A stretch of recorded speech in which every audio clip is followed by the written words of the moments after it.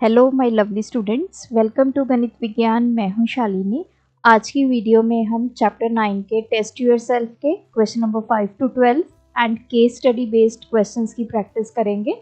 Notes के लिए आप हमारी वेबसाइट ganitviggyan.in पे विजिट कीजिए। इसका लिंक आपको डिस्क्रिप्शन बॉक्स में मिलेगा। Question number 5, in a triangle ABC हमारे पास एक ट्राइंगल है।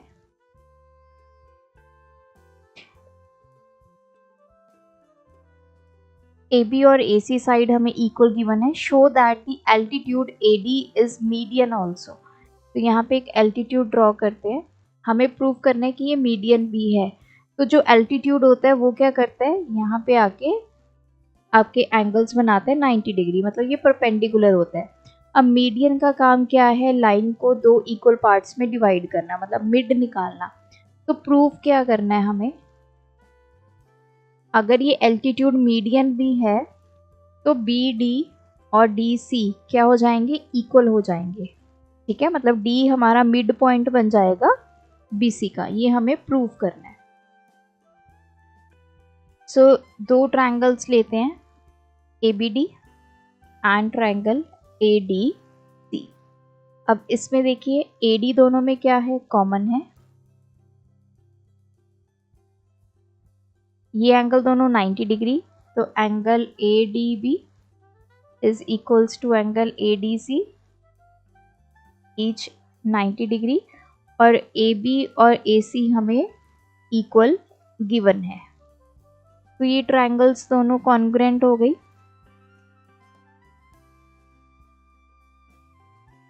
अब देखते हैं कैसे ट्रायंगल्स कॉन्ग्रुएंट हुई हैं। ये हमारा 90 डिग्री है, ये बन गया हाइपोटेन्यूज और ये बन गई एक साइड। तो ये RHS से हमारी ट्रायंगल्स कॉन्ग्रुएंट हो गई। अगर ये ट्रायंगल्स कॉन्ग्रुएंट हैं तो इसकी ये साइड और इसकी ये साइड आपस में क्या हो जाएगी, इक्वल हो जाएगी बाय CP/CT। अगर ये दोनों इक्वल हैं, देयरफॉर हम बोल सकते हैं कि जो AD है वो एज अ मीडियन एक्ट कर रहा है।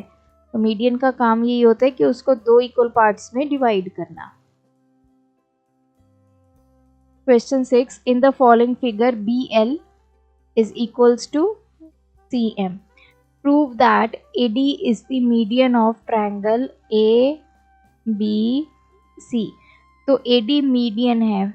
मीडियन का मतलब यही है कि वो उसको दो इक्वल पार्ट्स में डिवाइड करा है। तो हमें क्या प्रूव करना है कि जो BD और DC इक्वल होंगे अगर AD क्या है, मीडियन है। ठीक है, तो जितना BD होगा उतना ही DC होगा, मतलब AD उसको दो इक्वल पार्ट्स में कट कर रहा है। अब हम दो ट्रायंगल्स ले लेते हैं। इन ट्रायंगल BLD, ये वाली ट्रायंगल और ये वाली ट्रायंगल। अब इस पे देखो, ये एंगल्स हमें 90 डिग्री गिवन है। Angle BLD is equals to angle CMD each 90 degree. जो हमारा BL है वो CM के इक्वल, ये हमें क्वेश्चन में गिवन है। ये देखो BL और CM आपस में इक्वल हैं, और ये दोनों एंगल्स क्या हो जाएंगे, equal vertical opposite angles. ADB is equals to CDM, these are vertical opposite angles। तो दोनों ट्रायंगल्स हमारे कॉन्ग्रुएंट हो गए बाय एंगल एंगल साइड। अगर ये दोनों ट्रायंगल्स कॉन्ग्रुएंट है तो इस ट्रायंगल का ये और दूसरी ट्रायंगल की ये साइड आपस में इक्वल हो जाएगी। BD is equals to DC, therefore AD is median। Question 7, in the following figure AB equals to AC। AB और AC इक्वल हैं। AD is perpendicular to BC। अगर AD परपेंडिकुलर है तो ये एंगल, मतलब एंगल ADB और angle ADC आपस में क्या होंगे, equal, that is 90 degree. BE bisects angle B। जो BE है वो बाइसेक्ट कर रही है एंगल B को, देयरफॉर हम बोल सकते हैं FBE angle, and angle EBD आपस में इक्वल होंगे as BE bisects angle B. EF is perpendicular to AB, तो EF भी परपेंडिकुलर है AB के, तो इसका मतलब एंगल EFA और एंगल EFB ये दोनों कितने हैं 90। तो ये सभी चीज़ें हमें हैं गिवन। अब फर्स्ट पार्ट पे आते हैं, BD equals to CD, BD CD ये हमें इक्वल प्रूव करने हैं। तो दो ट्रायंगल्स लेते हैं ABD एंड ट्रायंगल ADC। अब देखो AB और AC ये हमें गिवन है। Now this angle and this angle 90, angle ADB is equals to angle ADC, दोनों 90 डिग्री हैं, और AD दोनों में क्या है कॉमन है।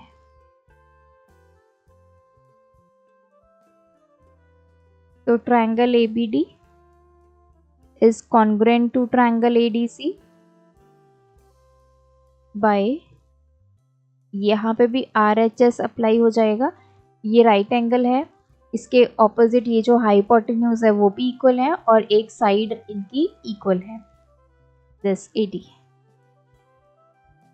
सो अगर ये सारे मतलब जो कंसेक्टिव एंगल्स और कंसेक्टिव साइड्स होंगे इसके वो भी आपकी इक्वल होंगे दोनों ट्रायंगल्स के, so we can say BD is equals to CD by CP CT।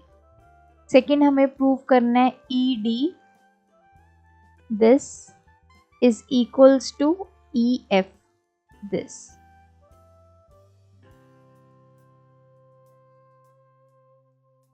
अब हम दो ट्रायंगल्स लेते हैं, एक ले लेंगे ये छोटे वाली ट्रायंगल दिस, इसको रब कर देते हैं। अब देखिए कौन कौन सी ट्रायंगल्स लेनी है। एक तो हो जाएगी हमारी EBD दिस ट्रायंगल, दूसरी को जाएगी ये वाली EBF ये, क्योंकि हमें प्रूफ क्या करना है ED EF के प्रूव करना है equal. So in triangle EBD and triangle EBF, अब देखो ये दोनों एंगल्स इसमें क्या है 90, तो angle EDB is equals to angle EFB, दोनों 90 डिग्री के हैं। BE जो है वो कॉमन है दोनों में,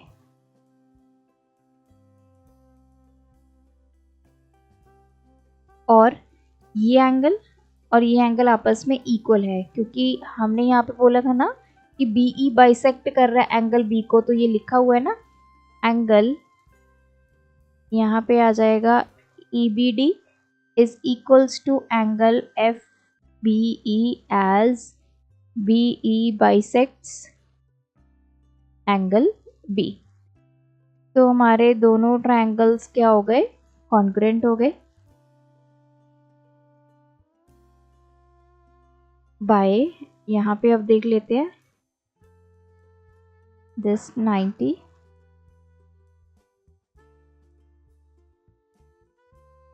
इसमें भी हमारा RHS लग जाएगा, ये दोनों 90 है, इसके ऑपोजिट ये हाइपोटेन्यूज दोनों का इक्वल है और एक साइड।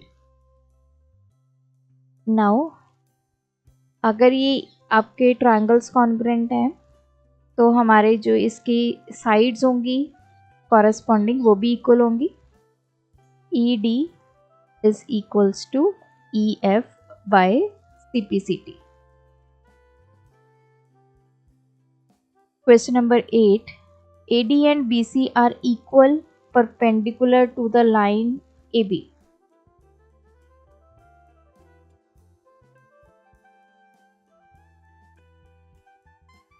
तो एक लाइन सेगमेंट ले लेते हैं AB, If AD and BC are on different sides of AB, prove that CD bisects AB. Okay, तो AD इस तरफ एक लाइन है और BC ये दोनों ऑपोजिट डायरेक्शन में है, ये इक्वल भी हैं, मतलब ये बोला है ना AD and BC are equal, AD और BC आपस में इक्वल है और परपेंडिकुलर है इसके ऐसे।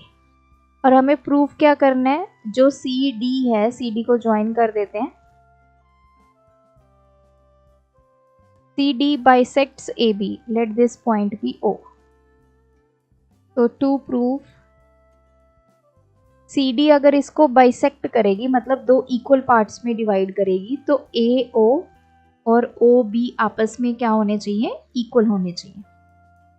सो in triangle AOD and triangle BOC, ये वाला और ये वाला ट्रायंगल, अब हमें AD और BC ये इक्वल गिवन है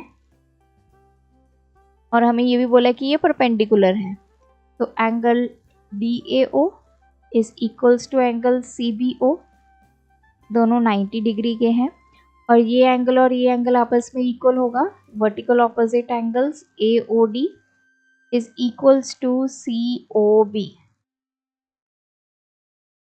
Therefore, triangle AOD is congruent to triangle BOC by, अब देख लेते हैं इसमें RHS तो नहीं अप्लाई होगा, तो दो एंगल्स हैं, एक साइड है, एक ये एंगल, एक ये और ये साइड, तो ये आ गया angle side. Therefore, AO is equals to OB by CPCT हो गया। और अगर AO और OB आपस में इक्वल हैं तो इसका मतलब CD जो है वो AB को बाइसेक्ट कर रहा है, तभी ये OA और OB आपस में इक्वल मिले हैं। Question number 9, in triangle ABC, AB equals to AC and bisectors of angle B and C intersect at point O. So this is our triangle ABC। अब इसने बोला है एंगल B का बाइसेक्टर और एंगल C का bisector ये आपस में कहाँ मिल रहे हैं, O पॉइंट पे। Prove that OB equals to OC। ये पहले जो चीज़ें गिवन है वो देख लेते हैं। हमें AB और AC गिवन है, अगर AB और AC आपस में इक्वल हैं तो AB के ऑपोजिट एंगल C, AC के ऑपोजिट एंगल B। तो यहाँ पे लिखेंगे angles opposite to equal side are equal, तो रीजन लिख देंगे। अब इसने क्या बोला, OB is bisector of angle B, therefore ये एंगल और ये एंगल आपस में इक्वल होंगे, angle ABO is equals to angle OBC। Similarly, OC is bisector of angle C, तो ये एंगल और ये एंगल आपस में इक्वल होंगे, angle ACO is equals to angle OCB। ठीक है, अब देखिए मैंने बोला कि एंगल B और एंगल C आपस में इक्वल हैं। ये देखिए, मान लो एंगल B की वैल्यू 100 है, एंगल C की वैल्यू भी कितनी होगी, 100। अब OB जो लाइन है एंगल B को बाइसेक्ट कर रही है, पूरी वैल्यू एंगल B की 100 है, अगर OB बाइसेक्टर है तो क्या करेगा, ये एंगल कितना हो जाएगा, 100 का हाफ कर दो 50, ये एंगल कितना हो जाएगा 50। सिमिलरली C की वैल्यू भी 100 है और OC बाइसेक्टर है, तो ये एंगल भी 50 हो गया, ये एंगल भी 50 हो गया। बाइसेक्टर का काम क्या होता है, किसी भी लाइन को या किसी भी एंगल को दो इक्वल पार्ट्स में कट करना या डिवाइड करना। पूरा एंगल B 100 था, पूरा एंगल C 100 था, तो ये 50-50 आ गए। तो यहाँ से हमने क्या कंक्लूड किया कि ये सारे एंगल्स की वैल्यू क्या आ गई, सेम आ गई। तो मैं बोल सकती हूँ कि angle ABO, angle OBC, angle ACO और एंगल OCB ये सभी आपस में इक्वल हैं, बिकॉज सबकी वैल्यू क्या है हमारी सेम आ रही है as angle B is equals to angle C. अगर बी और सी ही इक्वल हैं तो उनके बाइसेक्टर्स जब हम करेंगे तो वो भी आपस में क्या होंगे, इक्वल होंगे। तो यहाँ से देखिए, अब इसको रब कर देते हैं। हमें प्रूफ क्या करना है, सबसे पहले O B is equals to O C. तो यहाँ से देखो हमारे पास angle O B C is equals to angle O C B आ गया, ये रहा ओ बी सी, ये आ गया ओ सी बी। तो इसको मैं लिख सकती हूँ, ये हम ऑलरेडी प्रूव कर चुके हैं। तो एंगल ओ बी सी, इसके ऑपोजिट साइड कौन सी है, O C. O C B के ऑपोजिट साइड कौन सी है हमारी, O B. So we will write in triangle O B C, अगर ये दोनों एंगल्स आपस में इक्वल हैं तो जो इक्वल एंगल्स होते हैं उनकी ऑपोजिट साइड्स भी क्या होंगी, इक्वल। और अगर आपको साइड्स इक्वल गिवन है तो उनके ऑपोजिट एंगल्स जो होंगे वो इक्वल होंगे। तो यहाँ पे रीजन लिखेंगे, sides opposite to equal angle are equal. तो ओ सी और ओ बी हमारा आ गया इक्वल। अब सेकंड हमें प्रूव करना है ए ओ बाइसेक्ट एंगल बी ए सी। ए ओ, तो पहले तो इसको ज्वाइन कर देते हैं। तो बोल रहा है कि इस एंगल को बाइसेक्ट कर रहा है, मतलब हमें प्रूफ क्या करना है, टू प्रूव कि angle B A O is equals to O A C. तभी ओ ए इसको बाइसेक्ट कर रहे हैं ना, तो ये एंगल इतना और ये एंगल इतना आपस में इक्वल होने चाहिए। अब हम दो ट्रायंगल्स ले लेते हैं, triangle A O B and triangle A O C, ये और ये वाली ट्रायंगल। अब देखिए ए बी और ए सी आपस में इक्वल गिवन है, ओ ए दोनों में कॉमन आ गया एंड ओ बी और ओ सी हमने इक्वल प्रूव कर दिया फर्स्ट पार्ट में, ठीक है। Therefore triangle A O B is congruent to triangle AOC by SSS। तो अगर ये congruent है तो इनके corresponding angles भी equal होंगे। So we will say angle BAO is equals to angle OAC by CPCT। अगर ये दोनों angles आपस में equal आ गए, therefore OA bisects angle BAC। Question number 10. In the following figure, AB is equals to EF. BC DE के equal है, angle B angle E 90 है। Prove that AD this line is equals to FC this one। तो हम दो triangles ले लेते हैं, ABD and triangle FEC, ये वाली। एक तो ये ट्रायंगल आ गई, दूसरी ये वाली ट्रायंगल आ गई। अब देखिए AB और EF आपस में इक्वल गिवन है हमें, ये एंगल 90 है, ये एंगल 90 है। तो angle ABD is equals to angle FEC each 90 degree. अब दो कंडीशंस तो हमारी हो गई फुलफिल, तीसरी कंडीशन हमारे पास नहीं है। हमें BC is equals to DE given है, BC DE के। देखो अगर मैं दोनों तरफ ऐड कर देती हूँ CD ऑन बोथ साइड्स, कोई फर्क नहीं पड़ेगा, इधर भी मैंने CD ऐड कर दिया, इधर भी मैंने CD ऐड कर दिया। तो BC प्लस CD ये क्या बन गया, BD। DE प्लस CD ये क्या बन गया, CE। तो यहाँ से BD और CE क्या आ गया आपस में इक्वल। इस ट्रायंगल का BD और इस ट्रायंगल का CE आपस में इक्वल हमें मिल गए, तो हमारे ट्रायंगल्स क्या हो गए, कॉन्ग्रुएंट हो गए बाय, अब हम देख लेते हैं, ये आ गया S A S.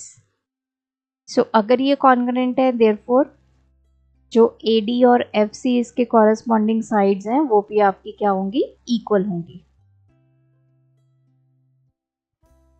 Question 11, a point is taken inside a rhombus ABCD। एक रोहम्बस है,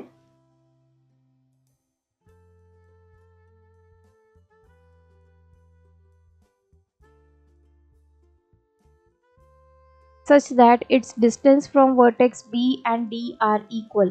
ओके, एक पॉइंट ले लिया हमने O, इसका डिस्टेंस B वर्टेक्स से और D वर्टेक्स से सेम है, तो इसका मतलब जितना OB होगा उतना OD होगा। तो यहाँ से हमने ये समझा, तो ये OB और OD इक्वल गिवन है।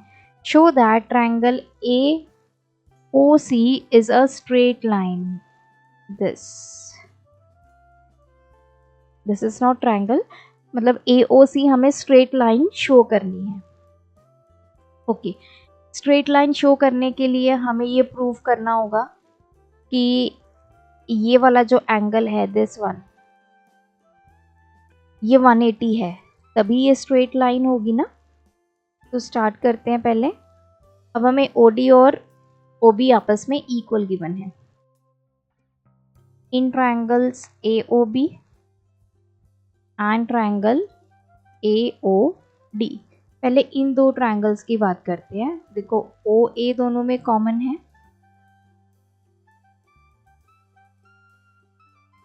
अब अगर ये रोहम्बस है, रोहम्बस की सभी साइड्स क्या होती हैं, आपस में इक्वल होती हैं। So I can say AB is equals to AD। Reason लिखेंगे, sides of rhombus are equal, all sides लिख लो, ठीक है। तो AB, AD, DC और BC ये सभी आपस में इक्वल होंगी, और हमें OB और OD आपस में इक्वल गिवन है, ठीक है। तो ये दोनों ट्रायंगल्स क्या हो गए हमारे, कॉन्ग्रुएंट हो गए बाय साइड साइड साइड। अगर ये ट्रायंगल्स कॉन्ग्रुएंट है तो मैं बोल सकती हूँ कि जो हमारा angle AOB, this angle is equals to this angle by CPCT, ठीक है। ये और ये ट्रायंगल आपस में क्या हो गए, इक्वल हो गए, these two, this one and this one. अब देखिए BD आपकी स्ट्रेट लाइन है एट पॉइंट O। इस पॉइंट पे ये दो एंगल्स बन रहे हैं, BD स्ट्रेट लाइन है ऐसे करके, यहाँ पे एक पॉइंट है O, तो एक एंगल ये बन रहा है, एक एंगल ये बन रहा है। तो angle AOB plus angle AOD, इनका सम कितना होना चाहिए, 180, दैट इज लीनियर पेयर या एंगल्स ऑन स्ट्रेट लाइन। तो AOB और AOD हमने आपस में इक्वल बोला, मान लेते हैं ये दोनों की वैल्यू x है, तो ये क्या हो गया, x plus x is equals to 180, 2x is equals to 180, x कितना आ गया, 180 बाई 2, 90, मतलब ये एंगल भी 90 मिल गया, ये एंगल भी हमें 90 मिल गया।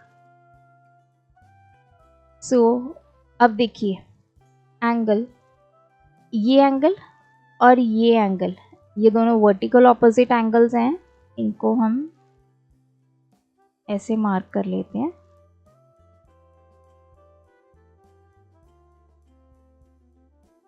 ये एंगल और ये angle, these are vertical opposite angles, so we will write angle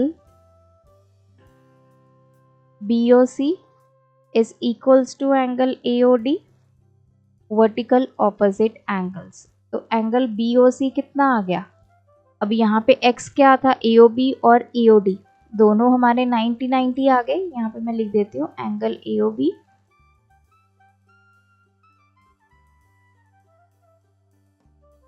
तो BOC भी कितना आ गया, ये भी 90 आ गया। अब हम बात करते हैं AC इज स्ट्रेट लाइन, नहीं ये तो हमें प्रूव करना है ना, AOC स्ट्रेट लाइन है।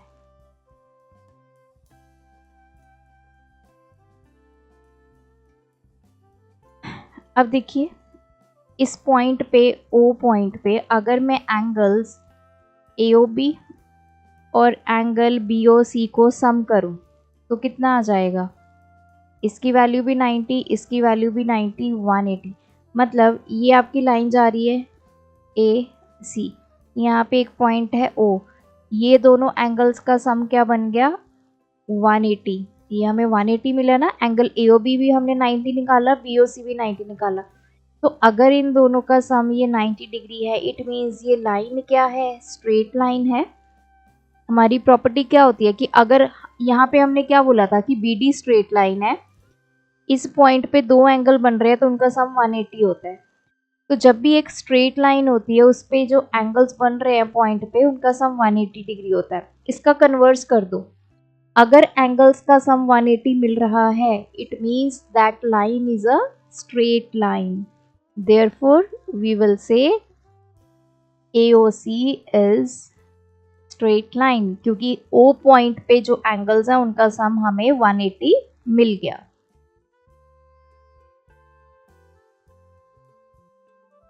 Question number 12, in the given figure ABCD is a rectangle. तो अगर ये रेक्टेंगल है, पहले तो गिवन लिख लेते हैं। रेक्टेंगल की जो ऑपोजिट साइड्स है वो इक्वल होंगी। AD जो है वो BC के इक्वल होगा और AB जो है वो CD के इक्वल होगा, ऑपोजिट साइड्स ऑफ रेक्टेंगल। ठीक है, X and Y are the mid points of side DC and AB। X जो है वो DC का मिड पॉइंट है, देयरफॉर DX और XC आपस में इक्वल होगा, as X is mid point of DC। Similarly AY और YB इक्वल होगा, Y is mid point of AB।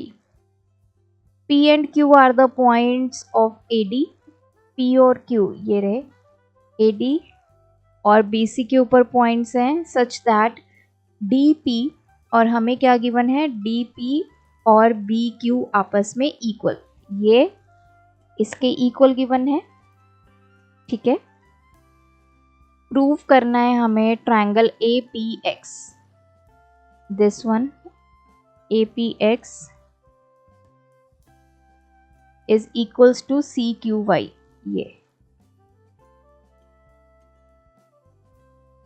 ये दोनों ट्रायंगल्स हमें कॉन्ग्रुएंट प्रूव करने हैं।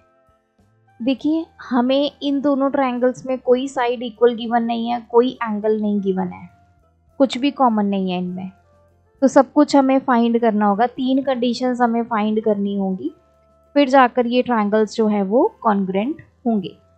अब जो जो चीज़ें हमें गिवन है वहाँ से स्टार्ट करते हैं। हमें AD और BC गिवन है, ऑपोजिट साइड्स हैं, ठीक है, रेक्टेंगल की, और इसी के साथ हमें DP और BQ ये सब चीज़ें हमें गिवन है, यहाँ पे गिवन है, ये यहाँ से हमने ले लिया। अब मैं AD को क्या लिख सकती हूँ, AD को हम AP प्लस PD लिख सकते हैं।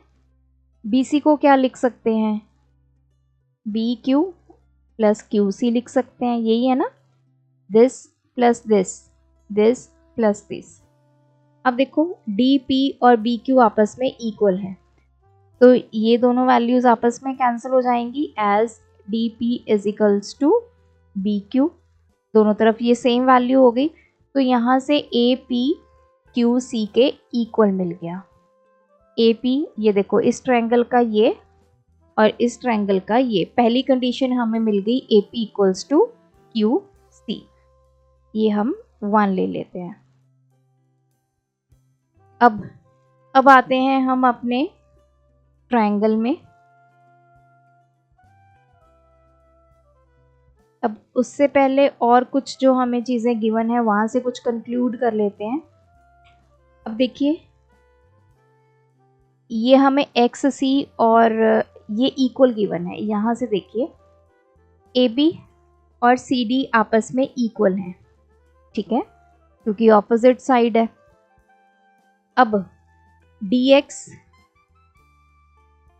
एक्स सी के इक्वल है, और अगर x मिड पॉइंट है तो इन दोनों की value half of D C होगी, ठीक है ना। dx कितना होगा, जितना dc है उसका हाफ, x की वैल्यू भी यही होगी।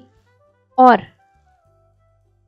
जो हमारा ए वाई है वो वाई बी के इक्वल है, that is equals to half of A B, ठीक है। इसको ले लो इक्वेशन नंबर 2, इसको ले लो 3। अब इक्वेशन नंबर 2 में, या फिर इसको हटा दो अभी, अब ये डी सी है, हमें पता है सी डी और ए बी आपस में इक्वल हैं, तो इसको मैं क्या लिख सकती हूँ, D X is equals to X C is equals to half of A B लिख सकती हूँ मैं इसको। क्यों, क्योंकि डी सी और ए बी तो आपस में इक्वल है ना, तो मैं डी सी की जगह ए बी पुट कर सकती हूँ। तो यहाँ से मुझे क्या पता चला कि D X X C half of A B के इक्वल है, और ए वाई और ए वाई बी भी हाफ ऑफ ए बी के इक्वल है। इट मीन्स ये चारों वैल्यूज आपस में क्या आ गई, equal. D X is equals to X C is equals to A Y is equals to Y B. Clear है। तो यहाँ से हम ये ले लेते हैं डी एक्स, अभी इसको छोड़ दीजिए। चलिए अब हम आते हैं इन दो ट्रायंगल्स पे। In triangle this is P, नहीं उससे पहले हमें बड़ी वाली ट्रायंगल लेते हैं, A D X and triangle C B Y, ये कंप्लीट ट्रायंगल, ठीक है। इनको कॉन्ग्रुएंट करके देखते हैं, यहाँ से हम कुछ कंक्लूड कर पाएंगे। अब ए डी और इसका साइड बी सी ये इक्वल है, क्यों, these are the opposite sides of rectangle, ठीक है जी। एंगल बी और एंगल डी 90 डिग्री होंगे, क्यों, क्योंकि ये रेक्टेंगल के एंगल्स हैं, सो ये 90 डिग्री होंगे, इधर डी आएगा इधर बी। इसके अलावा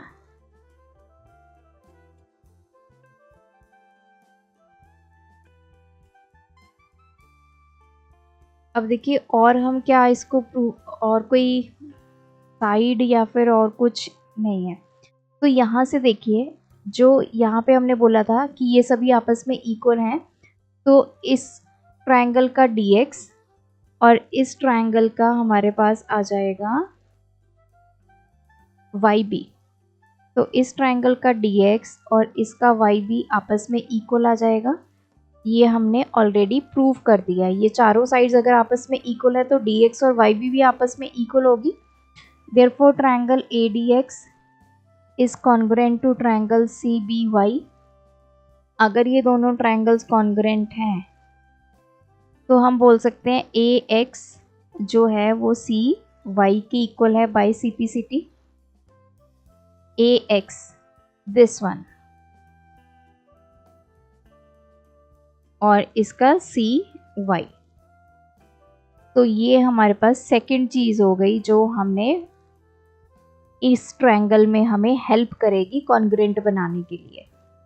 तो अभी तक हम दो चीजें इक्वल प्रूव कर चुके हैं, एक तो AB और QC इक्वल हैं और दूसरा AX और CY। इसको ले लेते हैं नंबर 2। अब हमें तीसरा या तो एंगल इक्वल करना पड़ेगा या साइड इक्वल करनी पड़ेगी, तब जाकर ये ट्रायंगल्स हमें कॉन्ग्रुएंट मिलेंगे। अब नेक्स्ट के लिए हम क्या करेंगे, अब हमें या तो कोई और ट्रायंगल्स कॉन्ग्रुएंट करने पड़ेंगे। सो इन ट्रायंगल DPX, अब हम ये वाले ट्रायंगल्स लेते हैं, ट्रायंगल YQB। तो इन दोनों में अब देखियो ये एंगल्स हमारे, ये वाला एंगल और ये वाला एंगल इक्वल होंगे। Angle D is equals to angle B। Rectangle के एंगल्स हैं दोनों 90 होंगे। और DP और BQ आपस में इक्वल हैं, ये हमें गिवन है।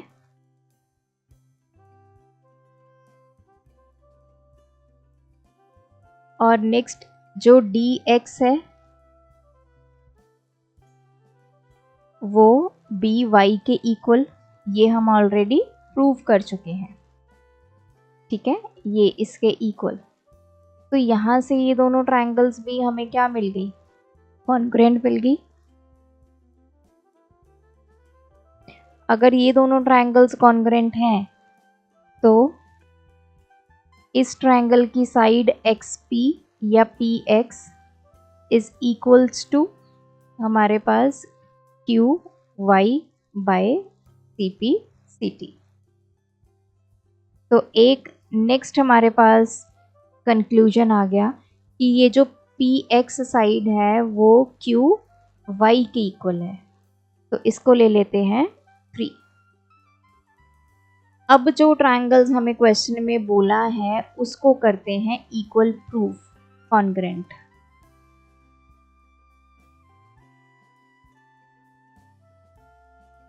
In triangles APX, triangle CQY। अब देखो AP is equals to QC from 1, AX is equals to CY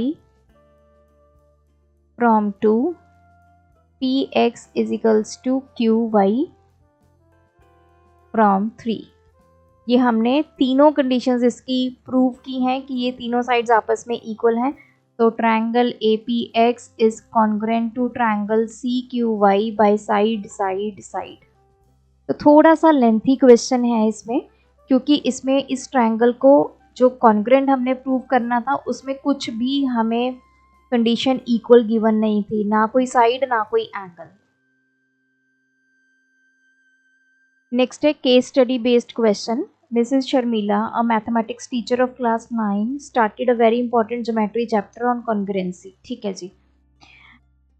तो एक ट्रायंगल बना हुआ है ABC, AD जो है वो परपेंडिकुलर बाइसेक्टर है BC का। परपेंडिकुलर बाइसेक्टर मतलब एक तो एंगल्स ये 90 डिग्री होंगे दोनों, और BD और DC आपस में क्या होगा, इक्वल होगा। तो लिख लेते हैं, ये गिवन में आ गया, angle ADB is equals to angle ADC that is 90। It is given that AD 9 centimetre है, AD this is 9, BC this is 24 centimetre. तो हमें कुछ क्वेश्चंस का आंसर करना है। प्रूव दैट, सबसे पहले triangle ABD is congruent to triangle ACD।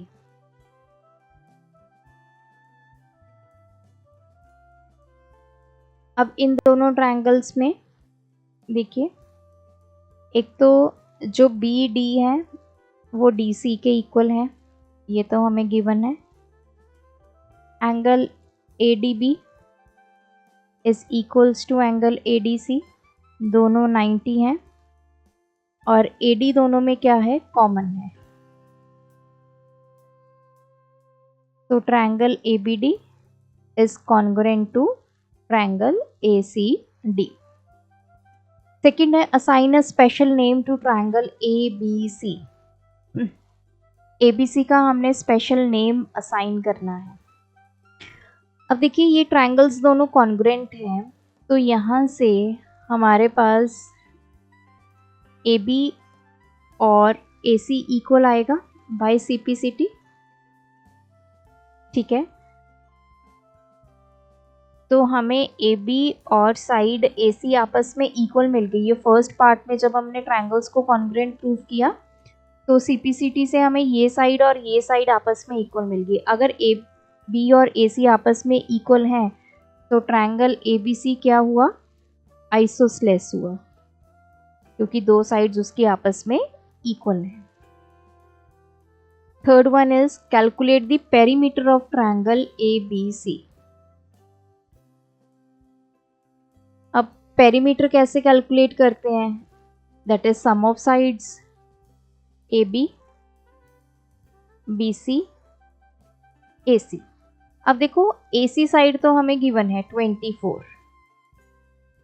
AB और AC साइड आपस में इक्वल है लेकिन हमें नहीं पता, तो पहले हमें AB और AC साइड निकालनी होगी तभी हम पेरीमीटर को निकाल पाएंगे। अब पहले आते हैं